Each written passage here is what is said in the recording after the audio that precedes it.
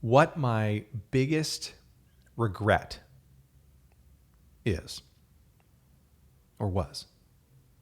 Yeah, I guess it's still a regret. And I don't have a ton.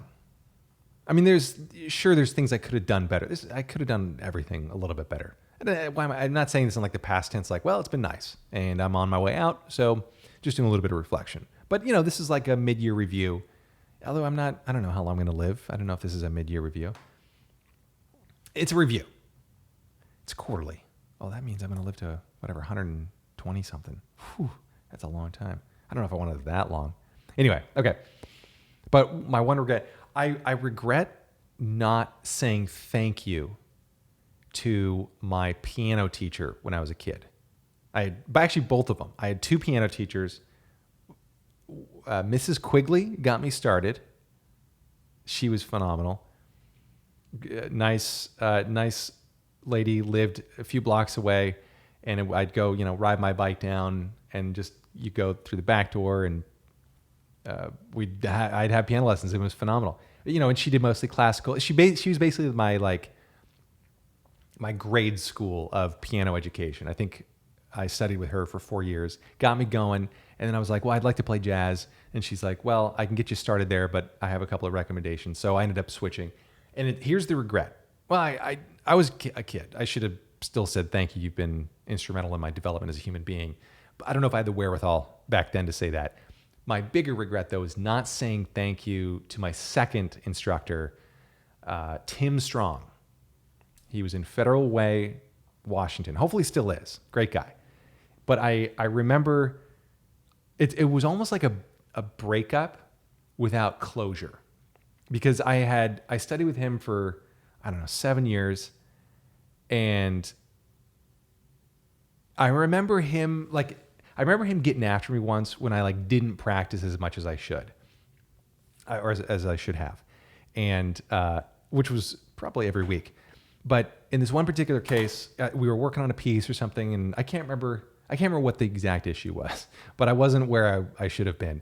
And he said, well, why aren't you practicing as much? And I'm like, well, I'm busy doing these other things. And I remember he told me, you need to make a list of what's important to you, and that should only have 5 things on it. And he's like, depending on who you are, that could include your religion or your family or whatever it is. And if studying piano isn't in the top 5 and ideally in the top 3, we should probably go our separate ways. And I told him, yeah, I know for sure it's in the top 5. I don't even know if I made the list, which was not good. I should have, but I learned things from him. I learned things from him from a life perspective, but also from studying piano. And he was so great because he got me he rekindled my love of classical music. Because for a while, I only did classical, kind of building a repertoire, and then I did jazz piano for a number of years. And but he always pressured me to always study classical music, and I appreciate that, because then you get much stronger technique and a more solid foundation. I think just making your fingers move. You can get away with a little bit. I think you can get away with a little bit in intermediate jazz piano, but like the technique, the precision of classical music was so cool, and he made it seem cool. But I think there came a time, I think I was graduating high school, or things were getting busy. I don't remember what it was, but I remember the final time we got together, and I think it was basically so yeah, I think this is going to be my last lesson. And he just said, okay. And then I was like, I think I may have said thank you. I hope I did. Good God. And then that was it. And it's